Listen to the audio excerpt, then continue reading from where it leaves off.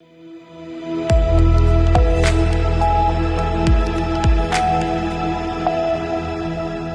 के बाद एक बार फिर से रुक करेंगे यूपी बुलेटिन की ओर, जिसमें बात होगी बदायूं की, जहां निर्माणाधीन कोल्ड स्टोरेज के लिंटर गिरने से कई मजदूर मलबे के नीचे दब गए।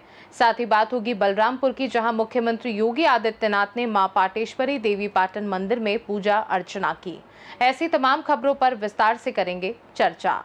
बदायूं के थाना फैजन क्षेत्र में मुरादाबाद फर्रुखाबाद हाईवे पर गांव सराय महोरी में निर्माणाधीन कोल्ड स्टोरेज का बीती शाम लिंटर गिर गया, जिसमें कई लोग दब गए।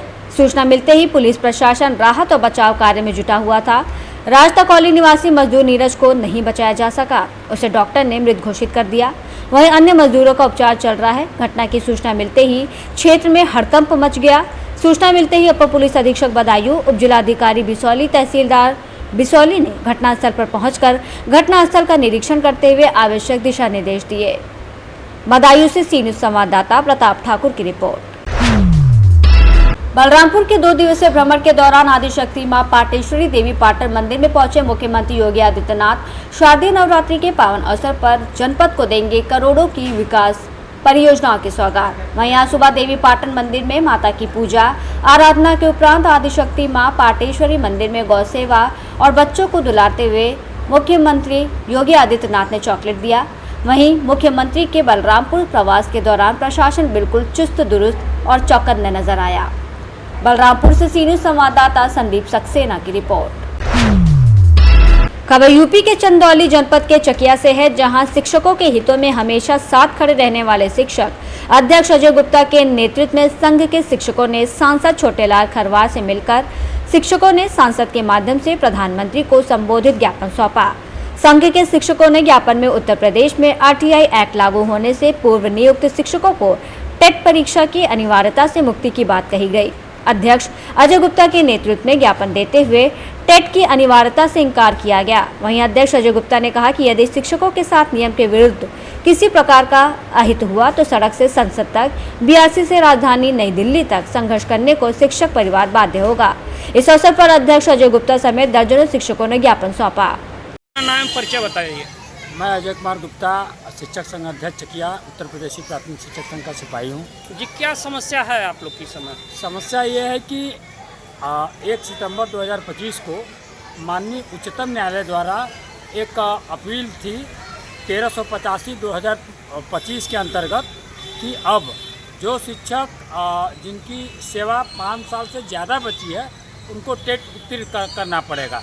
जबकि उस समय जो भी भर्ती हुई थी, हमारे शिक्षक बंधु उस समय की सभी अर्हताएँ पूरी किए थे और आरटीई एक्ट उत्तर प्रदेश में ये लगभग 27 अगस्त 2009 को लागू नहीं हुआ था। उस दिन ये अप्लाई करने के लिए निश्चित किया गया, लेकिन उत्तर प्रदेश में 25 अगस्त 2010 को ये लागू किया गया और 29 जुलाई 2011 उस प्राविधान में 23(2) के अंतर्गत 29 जुलाई 2011 के पूर्व जो भी शिक्षक है वो उसी अर्हता पे नौकरी पूरी कर रहे थे।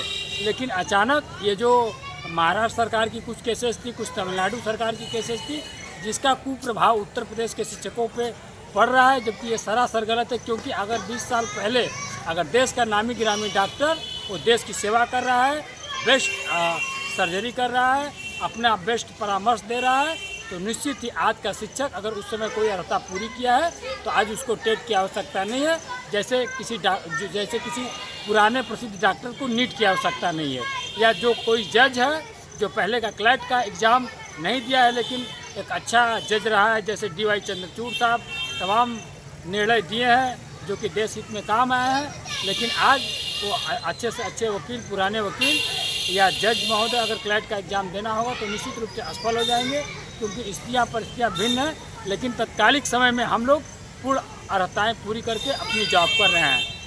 सरकार से क्या मांग करते हैं? सरकार से ये मांग करते हैं कि धारा 23(2) के अंतर्गत जो संशोधन है, मूल अधिसूचना पैरा 1 के अंतर्गत जो 4 नंबर का पैरा है उस पर एक संशोधन किया जाए कि 29 जुलाई 2011 के पूर्व जो शिक्षक हैं उनसे टेट परीक्षा की अनिवार्यता को समाप्त कर दिया जाए, ताकि टेट शिक्षकों पर थोपा न जाए और वो उनको जीविकोपार्जन का दिक्कत न हो, क्योंकि वो अपनी समय से जब वो भर्ती निकली तो सरकार की सारी अर्हता पूरी किए थे और उनको किसी प्रकार का दिक्कत न हो, कुठाराघात न हो, क्योंकि शिक्षक के कारण ही आज देश में अच्छे इंजीनियर, अच्छे डॉक्टर, उन्हीं के द्वारा पढ़ाए हुए अच्छे चित्रकार और उन्हीं के द्वारा पढ़ाए हुए चंद्रयान पर अंतरिक्ष यात्री जा रहे हैं। चंदौली से सी न्यूज़ संवाददाता मधु श्रीवास्तव की रिपोर्ट। ललितपुर नगर पालिका परिषद के वार्ड नंबर 23 मथुरा नगर के बाशिंदों का सब्र आखिरकार टूट गया। करीब 1500 वोटर्स ने साफ शब्दों में ऐलान किया कि अगर उनके मोहल्ले की जर्जर और अतिक्रमण ग्रस्त सड़क का समाधान नहीं हुआ तो वो आगामी नगर पालिका उपचुनाव में मतदान का बहिष्कार करेंगे। मथुरा नगर के लोगों का आरोप है कि मोहल्ले की लगभग 300 मीटर लंबी सड़क पर दबंगों ने कब्जा कर रखा है, जिसके कारण आवागमन में भारी परेशानी का सामना करना पड़ रहा है। बच्चों, बुजुर्गों, महिलाओं और मरीजों तक को बड़ी मुश्किलों से गुजरना पड़ता है। परेशान स्थानीय लोग बच्चों और महिलाओं सहित सामूहिक रूप से जिलाधिकारी के दरबार में पहुंचे और प्रार्थना पत्र सौंप कर गुहार लगाई है। उन्होंने कहा है कि कई सालों से इस समस्या को लेकर शिकायतें की गई, लेकिन अब तक कोई ठोस कार्रवाई नहीं हुई है। लोगों ने चेतावनी दी है कि यदि जिला प्रशासन ने मामले का संज्ञान लेकर कब्जा मुक्त कराकर सड़क का निर्माण नहीं कराया तो आगामी उपचुनाव में नो रोड नो वोट अभियान चलाएंगे और मतदान से दूरी बनाएंगे। मोहल्ले की मूलभूत सुविधाओं को बहाल किया जाए, नगरपालिका और प्रशासन तत्काल कार्रवाई करे। किस मोहल्ले से हैं आप? मथुरा नगर। अच्छा, क्या मामला लेकर आए हैं आप? सर, रोड का मामला है। क्या है पूरा मामला?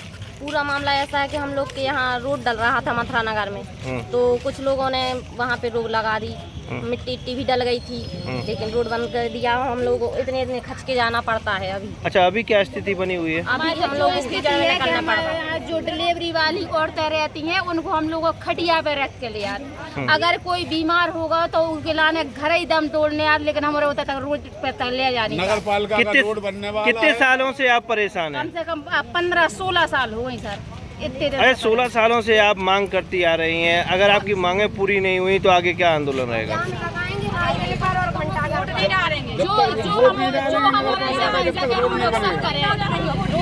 वोट नहीं तो वोट नहीं, हम लोगों का कहना ये है। ना लोकसभा ना विधानसभा ना नगर। आपकी और अगर मांगे पूरी नहीं होती तो आगे क्या सर, हमारी मांग पूरी नहीं होगी तो हम लोग कोई वोट नहीं डालेंगे, ना लोकसभा ना विधानसभा ना नगर पालिका, कोई भी वोट नहीं डालेंगे। अच्छा, क्या समस्या है आपको? सर, हमारी यही है कि रोड नहीं डल रहा है तो बच्चों के लिए दिक्कत होती है। जो डल रहा था बड़ी मुश्किल में तो काम लगा इतनी सालों में। कब से जूझ रही हैं इस समस्या से आप? 16-17 साल के समझ हो गई। हमारे बच्चे जितेंद्र सिंह यादव। कहाँ के रहने वाले हैं आप सभी? मथुरा नगर।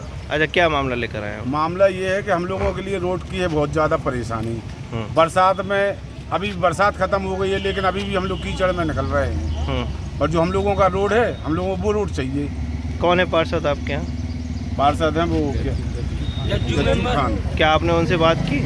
बात तो करते, वो लोग कोई सुनते ही नहीं है। क्या करें हम लोग, इसीलिए तो डीएम साहब के पास आए। क्या मांग आपकी, क्या चाहते हैं? रोड चाहिए हमें और कुछ नहीं। जो रोड है हम लोगों का वो हम लोगों को रोड चाहिए। क्या रहे, लेकिन लोग रोक लगा देते हैं। ललितपुर से सी न्यूज़ संवाददाता विकास सोनी की रिपोर्ट। यूपी बुलेटिन में फिलहाल के लिए इतना ही। वक्त है एक छोटे से ब्रेक का। ब्रेक के उस पार हम आपको और भी तमाम बड़ी खबरों से करवाएंगे रूबरू।